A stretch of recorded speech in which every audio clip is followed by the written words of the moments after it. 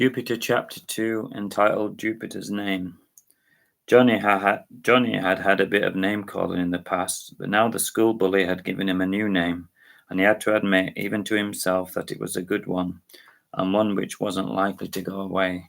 "Hey, Jupiter," he shouted, as all of the cool kids looked at him, and he felt that his life was over, and he was going to be bullied forever. He hated his nose, he hated his life, and he hated himself. He didn't care that he was feeling sorry for himself. How would anyone else like a giant red spot on the end of their conch, the size of a golf ball, and a bright red one to boot? He thought angrily, and he kicked a can down the corridor. It sailed all of the way to the feet of the caretaker, that was busy mopping the floor of the school. Johnny had never before taken much notice of him before. After all, he was just a caretaker with grey hair and dusty blue overalls, thought Johnny dismissively. Why should I notice him?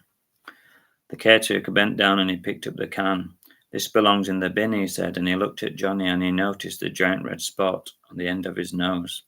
And he understood exactly why Johnny kicked the can and what the problem was. "You're angry, right, because of that thing on the end of your nose," he said to 13-year-old Johnny. Johnny nodded. He didn't feel like arguing with a crazy old caretaker. After all, he could be a serial killer, he thought to himself. "I can tell what you are thinking," said the caretaker.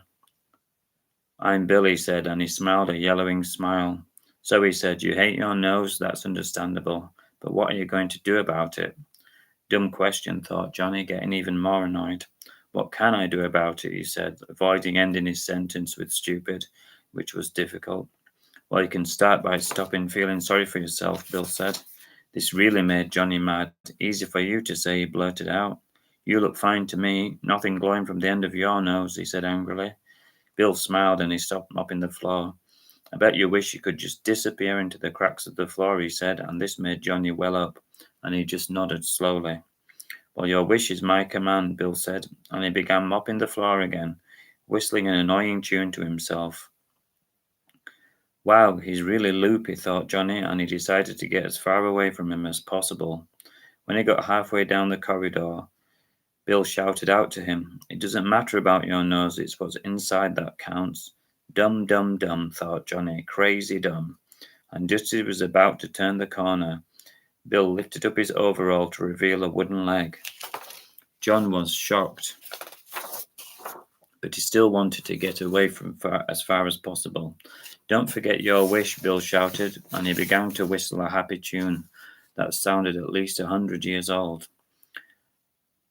"I've seen 'em all come and go," he said to himself. "Yes, sir." And he picked up his mop and bucket and he walked clean through the wall as if it was as solid as a wispy cloud.